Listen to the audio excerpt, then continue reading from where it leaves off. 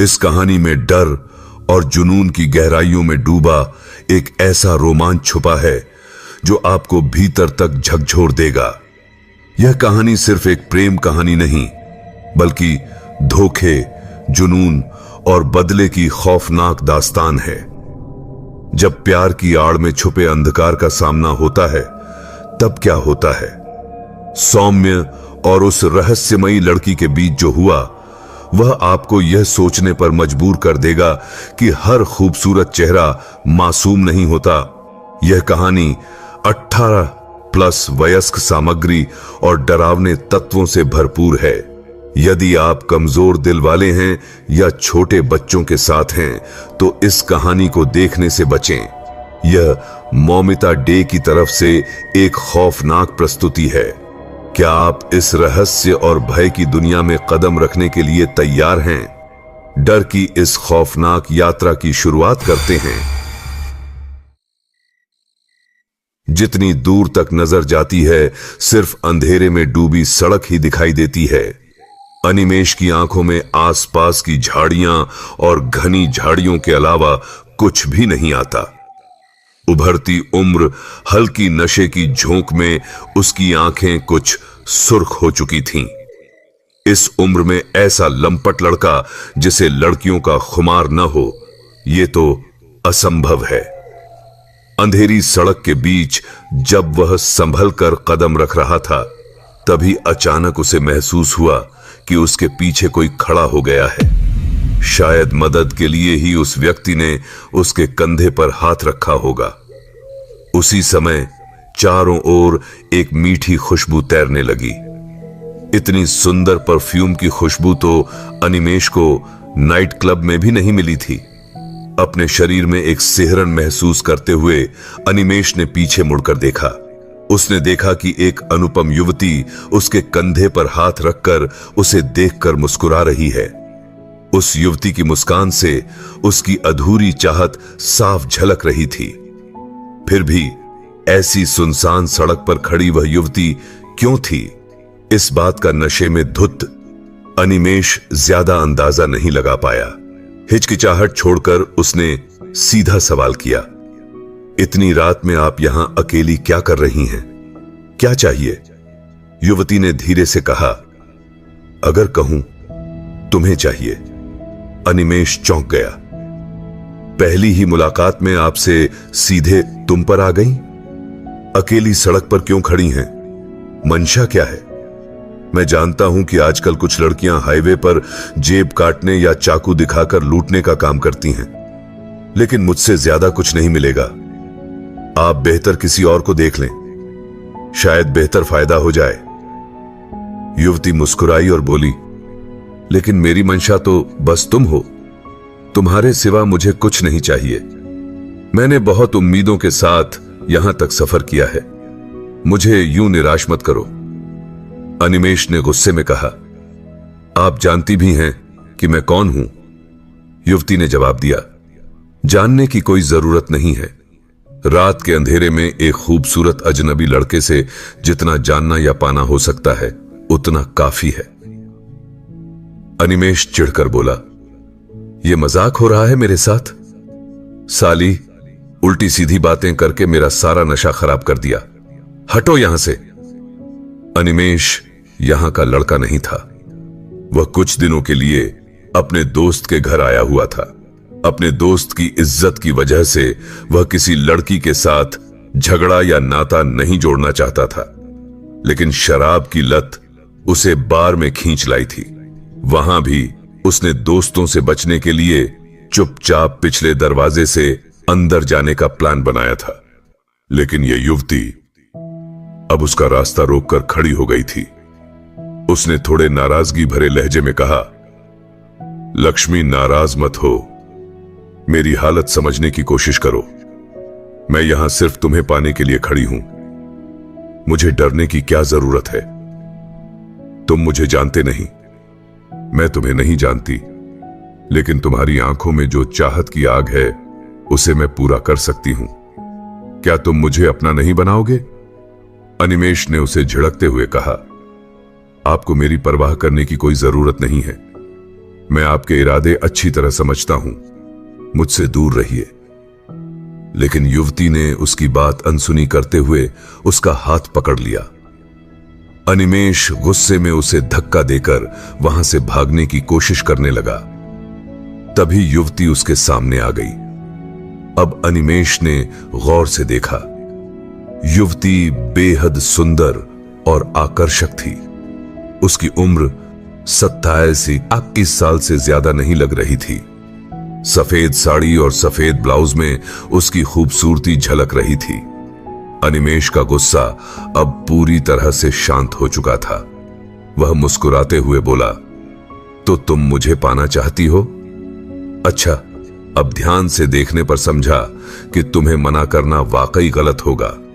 आओ, तुम्हारी चाहत को पूरा करने का मौका मैं तुम्हें जरूर दूंगा। यह कहकर उसने युवती को अपने पास खींच लिया।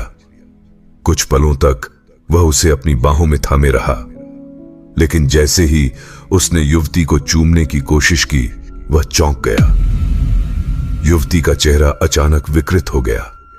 उसकी आंखों में प्रतिशोध की आग जल रही थी और उसके चेहरे पर गहरे घावों के निशान थे। अनिमेष घबराकर चीख पड़ा, तुम कौन हो? वो सुंदर लड़की कहां गई? भागो यहां से, मेरे सामने से जाओ।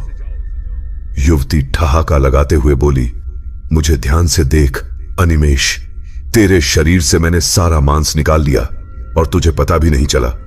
मैं वही हूं जिसकी खूबसूरती तेरे जैसे लोगों ने नष्ट कर दी।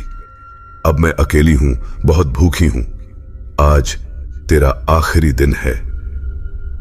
अनिमेष भागने की कोशिश करता है, लेकिन युवती उसका पैर पकड़कर उसे नीचे गिरा देती है और धीरे धीरे उसका सारा मांस नोचकर खा जाती है।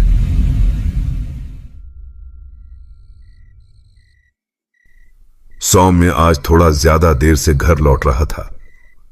ऑफिस से निकलते निकलते इतना वक्त लग सकता है, यह उसके दिमाग में था ही नहीं। उधर उसके फोन पर लगातार उसकी पत्नी के कॉल आ रहे थे। आखिरकार सौम्य परेशान होकर फोन को साइलेंट मोड पर डालकर अपनी जेब में रख लेता है। उसे हमेशा से काम के वक्त घर वालों का बार बार कॉल करना बेहद खटकता था। ऑटो स्टैंड पर पहुंचकर उसने देखा कि सवारी की लाइन में कोई नहीं था और सड़क भी लगभग पूरी तरह खाली थी। सड़क के किनारे सिर्फ एक ऑटो खड़ा हुआ था। ऑटो के अंदर से लाइट जलती हुई दिख रही थी, तो सौम्य धीरे धीरे उसी तरफ बढ़ने लगा। उसने देखा कि ऑटो के अंदर पीछे की ओर शायद कोई बैठा हुआ था। उसने चारों तरफ ध्यान से देखा कि कोई और आ रहा है या नहीं, क्योंकि एक सवारी के साथ तो ऑटो ड्राइवर ऑटो चलाने से रहा, लेकिन वहां और कोई भी नहीं था। जब वह ऑटो में चढ़ने ही वाला था, तभी उसने देखा कि उसमें पहले से ही एक खूबसूरत युवती बैठी हुई थी। सौम्य हल्के से मुस्कुराकर पूछता है, ऑटो चालक कहां गया है, बता सकती हैं? शायद बाथरूम करने गया है, सड़क के किनारे ही होगा। नहीं, पूरी सड़क खाली है। ओह, सौम्य इस रास्ते से हर रोज आना जाना करता था, तो उसे पता था कि यहां खड़े ऑटो कहां जाते हैं। इसलिए उसने लड़की से और कोई सवाल नहीं किया और ऑटो में बैठ गया। घड़ी में रात के 11:30 बज रहे थे। आप इतनी रात को यहां क्या कर रही हैं? किसी के घर घूमने आई थी क्या? घूमने नहीं, असल में मैं यहीं आसपास रहती हूं, लेकिन आज थोड़ा कहीं और जाने का मन हुआ तो निकल पड़ी। रास्ते में ये ऑटो खड़ा देखा तो ज्यादा सोचे बिना बैठ गई। वाह, ऐसा बिना सोचे समझे बहुत से काम करने का मन तो मेरा भी करता है, लेकिन कोई उपाय नहीं। क्यों? घर वालों की रोक टोक की वजह से कुछ भी नहीं कर पाता। आप शादीशुदा हैं? सौम्य झट से सोच लेता है कि सच्चाई छुपा लेगा। वह हल्के से मुस्कुराकर कहता है, नहीं तो फिर डरते किससे हैं? बस माता पिता से। ओह, आपके घर में कौन कौन है? मैं अकेली हूं, बहुत ज्यादा अकेली। अभी तो आपने कहा था कि आप यहीं रहती हैं, तो वहां कैसे पहुंचा जा सकता है? आप जाना चाहते हैं? एक दिन समय निकालकर जाना तो बनता है। ठीक है, मैं ले जाऊंगी। तो अपना फोन नंबर दीजिए। मेरे पास फोन नहीं है। क्या आजकल के जमाने में भी आप फोन इस्तेमाल नहीं करती? अब सौम्य को समझ नहीं आ रहा था कि आगे क्या बात करे। दोनों यूं ही कुछ देर तक ऑटो के अंदर बैठे रहे। उधर ड्राइवर के आने का कोई नामो निशान नहीं था। आसमान में हल्के बादल छा गए थे और हल्की हल्की बूंदाबांदी शुरू हो गई थी। माहौल धीरे धीरे रोमांटिक होने लगा था।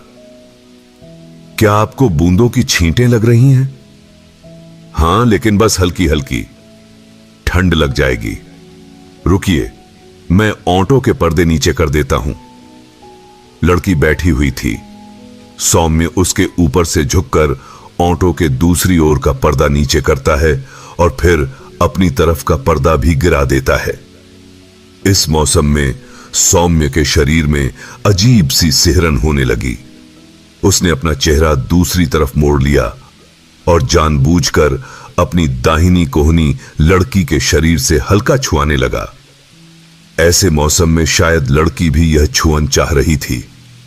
उसने कुछ नहीं कहा और चुपचाप बैठकर अपने होंठ काटने लगी। यह देखकर सौम्य का हौसला और बढ़ गया। उसने अपना बायां हाथ बढ़ाकर लड़की के बाएं कंधे को हल्के से छुआ और फिर धीरे धीरे उसके ऊपर से हाथ फेरने लगा।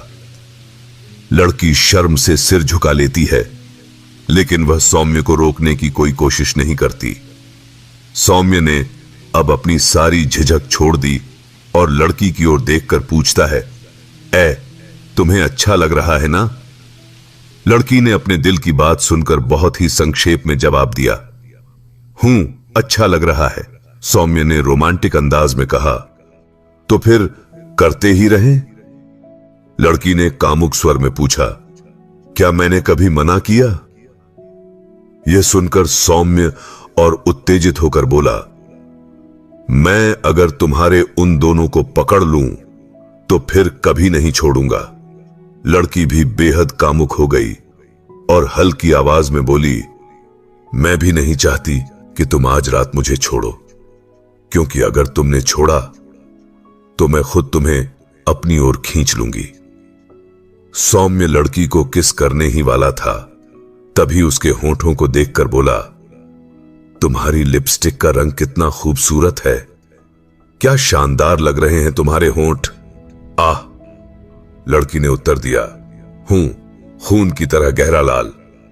सौम्य जोर से हंस पड़ा और बोला, किसका खून पीकर आई हो रूपसी? लड़की हल्का सा मुस्कुराई और बोली, बाद में बताऊंगी।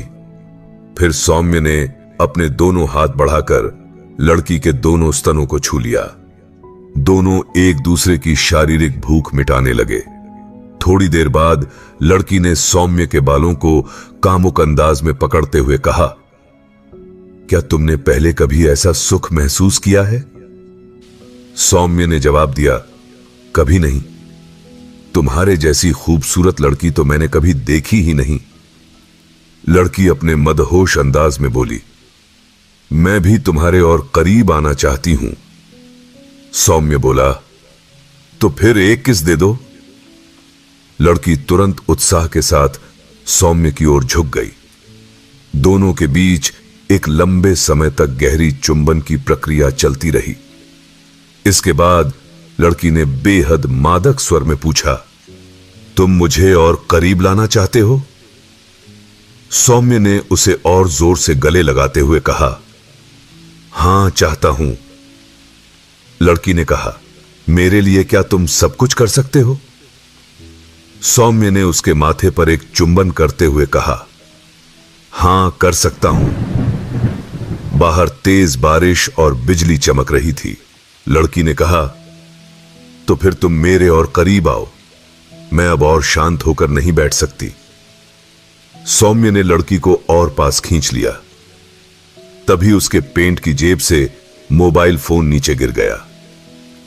सौम्य लड़की के साथ मधुर पल बिता ही रहा था कि फोन की स्क्रीन पर रोशनी जल उठी। लड़की की नजर जब फोन पर पड़ी तो उसने देखा कि स्क्रीन पर कॉलर नेम लिखा है, वाइफ। इड़की ने सौम्य को धक्का देते हुए गुस्से से कहा, यह कौन है? यह तुम्हें क्यों फोन कर रही है? सौम्य हैरानी से बोला, तुम इस तरह क्यों बोल रही हो? तुम्हारी आवाज अचानक इतनी भारी क्यों हो गई है? लड़की चीखते हुए बोली, मेरे सवाल का जवाब दो, जानवर, यह कौन है? सौम्य डरते डरते बोला, मुझे नहीं पता।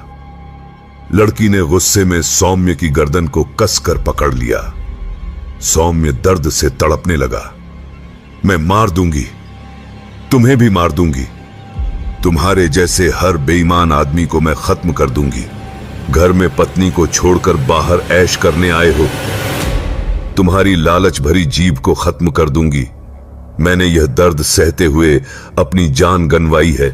अब किसी और औरत को यह दर्द सहने नहीं दूंगी। सौम्य डरकर बोला, मुझे छोड़ दो, अब कभी ऐसी गलती नहीं होगी। लड़की बोली, नहीं, कभी नहीं। तुम्हारे जैसे आदमी यह गलती बार बार करते हैं। तुम्हें जिंदा नहीं छोड़ा जा सकता।